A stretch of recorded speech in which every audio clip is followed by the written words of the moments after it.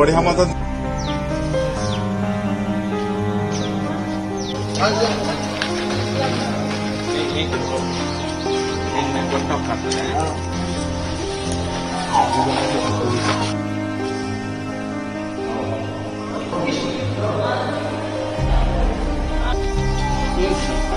Ko kami desperat po.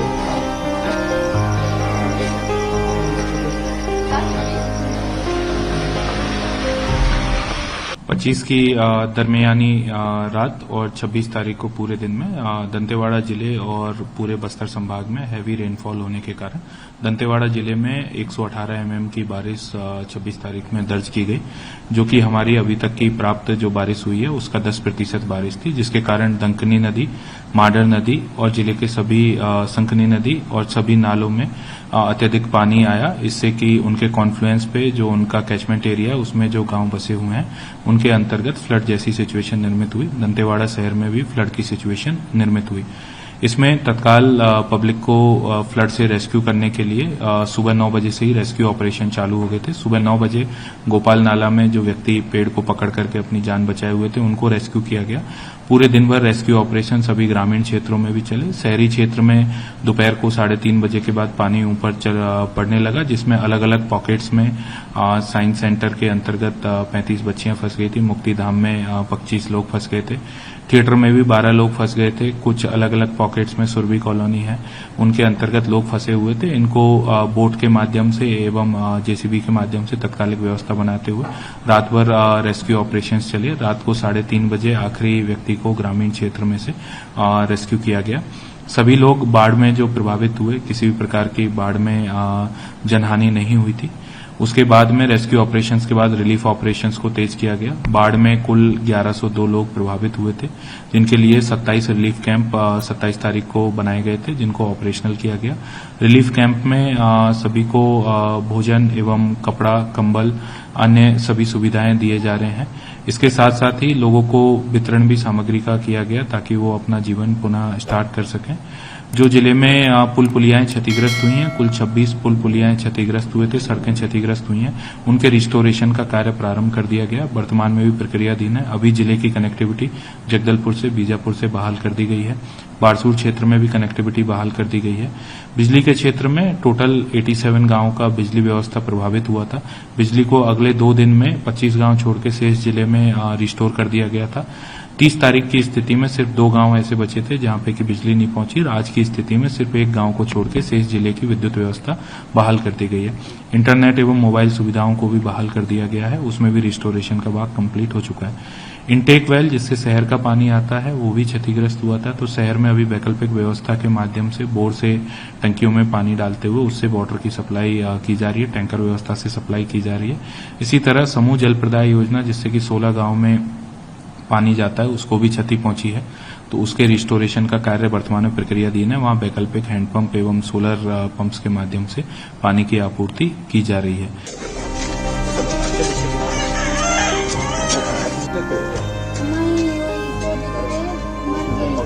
ऐसे कुछ भी नहीं था सर, कुछ भी नहीं था। आप ही लोग 5:30 में जिंदा होके मेरे साथ लेके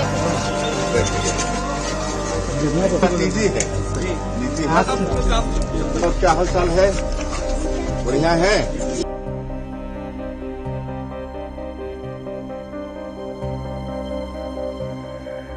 कई वर्षों के बाद बस्तर क्षेत्र में अतिवृष्टि हुई, जिसके कारण बाढ़ का पानी शहरों में भी घुस गया और मुख्य रूप से हमारे 4 जिले दंतेवाड़ा, बस्तर, सुकमा और बीजापुर ये प्रभावित हुए और विशेषकर दंतेवाड़ा और बस्तर इसमें ज्यादा क्षति हुई है।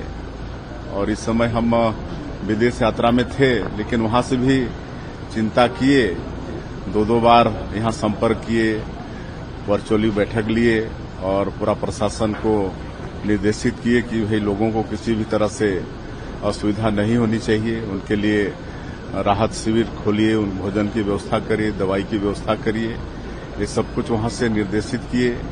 हमारे आदरणीय केदार कश्यप जी वो स्वयं यहाँ पर आए और वो भी दौरा किए और विदेश से वापसी के पश्चात सबसे पहले हम आज यहाँ पर आए हैं। बाढ़ क्षेत्र का मुआयना किए हैं, हवाई सर्वे भी किए हैं। साथ में केदार कश्यप जी, टंकराम वर्मा जी, हमारे अधिकारीगण सभी आए हैं, देखे हैं। और यहाँ पर एक वार्ड में जो राहत शिविर है, हाँ, वहाँ भी गए हैं और मोहल्ले में भी गए हैं, वार्ड क्रमांक 9 में।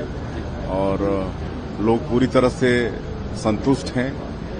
शासन प्रशासन का जो सहयोग इस संकट की स्थिति में उनको मिला है, उससे वो लोग संतुष्ट हैं। और राहत शिविर में भी लोगों से मिले हैं तो लोग भी संतुष्ट हैं। भोजन वगैरह की अच्छी व्यवस्था है और जो भी हानि हुई है, चाहे वो मकान की हानि हो या पशुधन की हानि हो या फिर जो क्षतिग्रस्त मकान है, आरबीसी 64 के तहत जो भी सहायता राशि होती है, प्रशासन उसको त्वरित गति से दे रही है।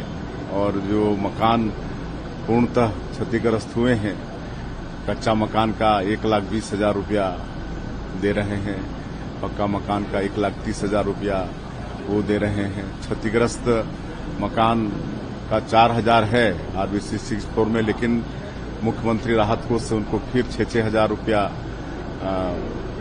प्रत्येक घर के पीछे में देंगे। पशु हानि हुई है उसकी भी मुआवजा देंगे। और जितने भी आवश्यक दस्तावेज वगैरह, आधार कार्ड वगैरह भी बहे हैं, वो सब प्रशासन मुहैया कराएगा। और अभी ये शिविर आने वाले समय में भी चालू रहेगा और सबको वहां पर भोजन मिलेगा। और लोगों को घर तक भी शिविर से मतलब भोजन पहुंचाने का काम प्रशासन कर रहा है। तो हर तरह से लोग संतुष्ट हैं और इस संकट की स्थिति में शासन प्रशासन पूरी तरह से जनता के साथ में खड़ी है। और शासन से जो सहयोग हो रहा है वो तो हो ही रहा है, लेकिन उसके अलावा भी नागरिक संस्था ये सब भी इस संकट की घड़ी में लोगों को सहयोग पहुंचा रहे हैं। कर्मचारी अपने एक दिन का वेतन दे रहे हैं, लोग आगे बढ़ के मदद कर रहे हैं। तो उनको भी हम अपने तरफ से बहुत बहुत धन्यवाद देते हैं। उन्होंने मानवता दिखाई है और संकट की स्थिति में लोगों के साथ खड़े हैं। 26 तारीख को बाढ़ आ गया अचानक से खालेपारा में। नदी किनारे, सबका हम नदी किनारे वाले निवासी हैं। अचानक से आ गया तो हम लोग पता ही नहीं चला कि अचानक से बाढ़ आ गया, तो सभी लोग डर गए। किसी को नहीं पता था कि पिछले बार आया था, लेकिन इतना नहीं आया था, मतलब अभी आया। जो पिछली बार आया था, एक दुकान गया था, एक मतलब कच्चा मकान गया था।